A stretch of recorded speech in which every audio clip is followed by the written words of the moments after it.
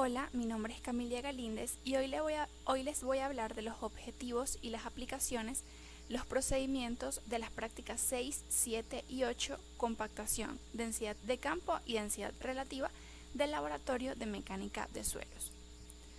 Práctica número 6, compactación, ensayos Proctor y Harvard Miniatura.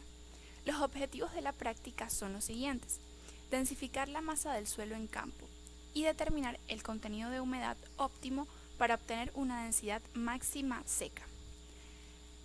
La práctica sirve para la construcción de terraplenes en carreteras, presas de tierras y otras estructuras, con el propósito de incrementar sus pesos específicos.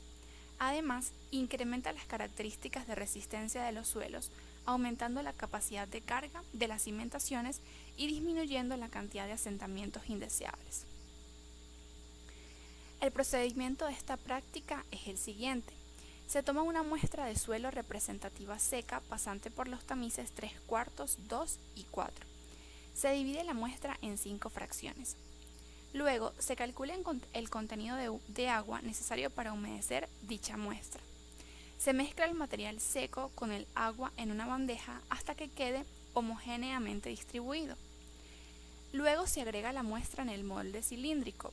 Se pesa el molde con la placa base. Se coloca el collarín de extensión sobre el molde.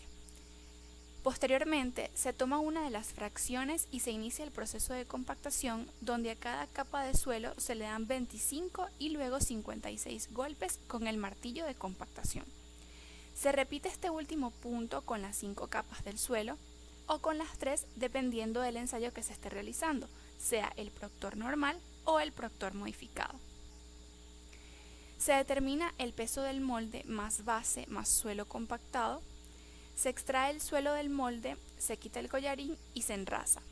Finalmente se repite el proceso con las fracciones restantes. Práctica número 7, densidad de campo.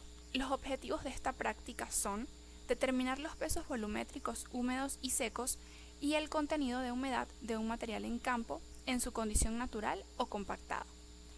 Determinar el porcentaje de compactación alcanzado de un suelo compactado en campo. Esta práctica sirve para calcular la densidad de campo que se realiza con el propósito de determinar las densidades húmeda y seca y el contenido de humedad del suelo compactado, para luego ser comparado con densidad máxima del laboratorio con el propósito de determinar el grado de compactación. El procedimiento de la práctica es el siguiente. Se procede a pesar el cono con la arena ya en su interior como peso inicial. Se coloca la placa y se procede a cavar con ayuda de un cincel. Se observa ya la cavidad formada, se procura que las paredes estén uniformes. También se ve el material extraído, se procura que no pierda su humedad natural, como se muestra en las figuras. El procedimiento que se está explicando es el de cono y arena. Posteriormente se procede a colocar el cono de arena invertido y a abrir la llave hasta que se llene de arena la cavidad hecha. Se procede a pesar el cono de arena con el resto de arena que queda como peso final, como pueden observar en las figuras. Finalmente, práctica número 8, densidad relativa. Los objetivos de la práctica son los siguientes: determinar la densidad relativa de una masa de suelo y establecer una relación entre los estados de densidad de un suelo. Entre las aplicaciones de esta práctica están las siguientes. Se emplea normalmente en gravas y arenas, suelos gruesos. Es una manera de indicar el grado de densificación de un suelo, grado de compacidad, qué tan compacta o suelta es la masa del suelo en campo. Se emplea tanto para suelos en estado natural como para rellenos compactos artificialmente. Procedimiento de práctica. Se toma un cilindro con peso y volumen definido, como lo pueden observar en la figura. Se le agrega la muestra utilizando un embudo como este. Este debe levantarse suavemente sin detenerse y devolverse para que la muestra no se compacte. Se enrasa el material en el cilindro y se limpian los sobrantes.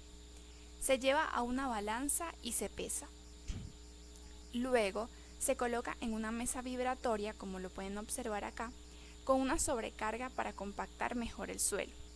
Luego de pasar un tiempo determinado en la mesa vibratoria, esta se apaga y se observa la compactación del suelo y se procede a tomar medidas como las alturas de compactación del material y el diámetro del cilindro. Finalmente, se procede luego al cálculo de las relaciones de vacío y las densidades relativas con los datos obtenidos. Muchas gracias.